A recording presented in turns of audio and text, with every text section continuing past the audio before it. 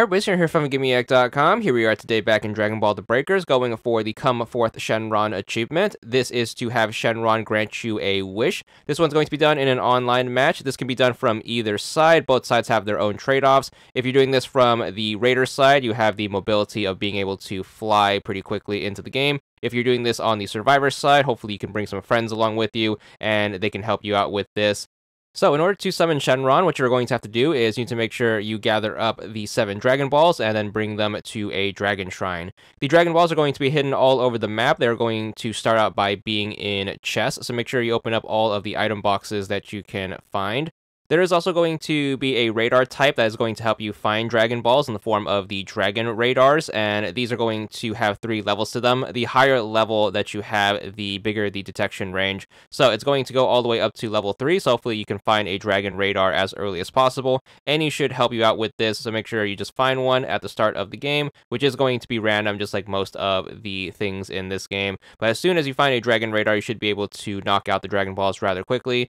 Just hold right bumper and hit B to use your radar, and then just make sure you look for the yellow circles and then track them down, and then open up the item boxes that go along with them, and then hopefully you could be the first player to gather up all 7.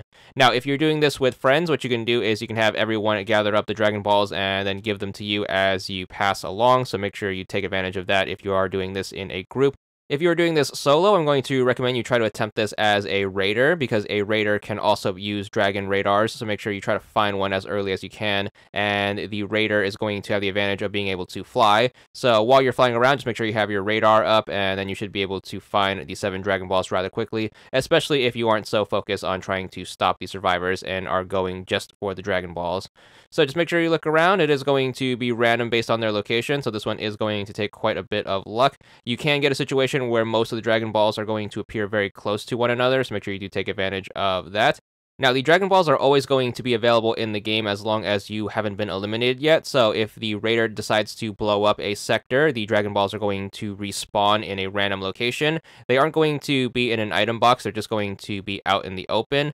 If a raider does happen to blow up a building that has an item box that has a Dragon Ball in it, that Dragon Ball is going to reappear in a separate item box somewhere in that same sector. So you shouldn't be worried too much about Dragon Balls going missing. This is also going to be true in case someone is holding a Dragon Ball and they leave the game by escaping. They're just going to drop the Dragon Ball where they left the game. So again, you shouldn't worry about missing out on any Dragon Balls.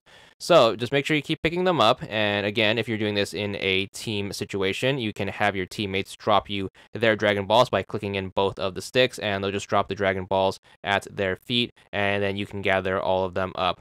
Do keep in mind, while you're holding the Dragon Balls, you are going to be vulnerable to anyone who has a Dragon Radar, including the Raider. So if the Raider happens to have a Dragon Radar, they are going to be able to find you. So make sure you're a little stealthy with your Dragon Ball carries. Once you are down to the last few, I'm definitely going to recommend you take advantage of your Dragon Change, which is going to allow you to fly as a survivor. So make sure you use that, and in combination with your radar, you should be able to zero in on those last few locations, and then hopefully you can finish up and then gather all 7.